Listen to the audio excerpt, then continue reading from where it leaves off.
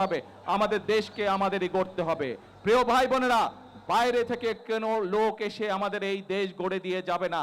এই দেশ যদি গড়তে হয়, আপনারা আমাদের সকলের ভাগ্য, এই দেশের 20 কোটি মানুষের যদি ভাগ্য পরিবর্তন করতে হয়, তাহলে 20 কোটি মানুষের 40 কোটি হাতকে শ্রমিকের হাতে রূপান্তরিত করতে হবে। আমরা যেদিন এই 20 কোটি মানুষের হাতকে 40 কোটি হাতকে যদি আমরা শ্রমিকে রূপান্তর করতে পারি, তাহলে ইনশাল্লাহ দেশের মানুষের ভাগ্যের পরিবর্তন করতে পারবো। প্রিয় ভাই বোনেরা, দেশের মানুষ চায় স্থিতিশীলতা, দেশের মানুষ চায় দেশে শান্তি।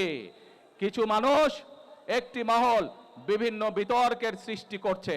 আজকে আপনাদেরকে সামনে রেখে আমি বলে দিতে চাই পরিষ্কারভাবে, 2026 সালে 12ই ফেব্রুয়ারি নির্বাচনে আমরা দেশের মানুষকে যে প্রতিশ্রুতি দিয়েছিলাম, দেশের মানুষ তার পক্ষে রায় দিয়েছে।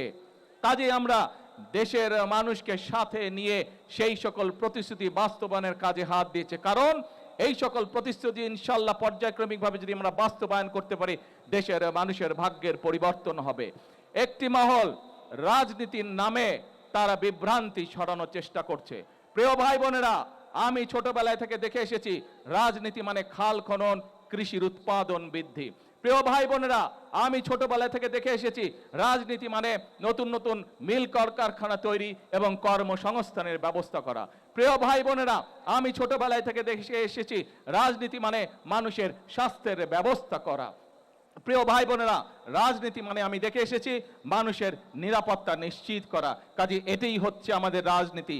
রাজনীতির নামে যদি কেউ বিভ্রান্ত সৃষ্টি করতে চায়, রাজনীতির নামে যদি কেউ অরাজকতা সৃষ্টি করতে চায়, প্রিয় ভাই বোনেরা, আপনারা কি বসে থাকবেন?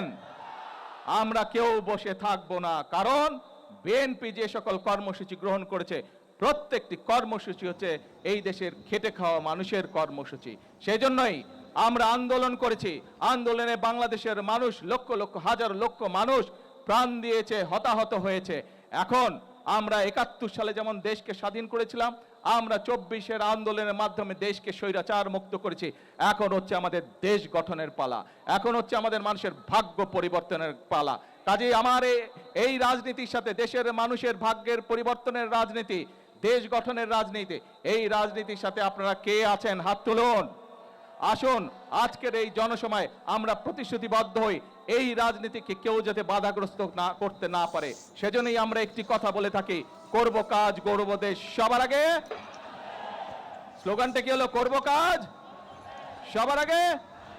এটাই হোক আজকের এই জনসভার আমাদের প্রতিশ্রুতি, এটাই হোক আমাদের প্রতিজ্ঞা। আসুন, সামনের দিন দেশ গড়ার রাজনীতি, সামনের দিন মানুষের ভাগ্য বদলের রাজনীতি। আল্লাহ হাফেজ। বাংলাদেশ জিন্দাবাদ।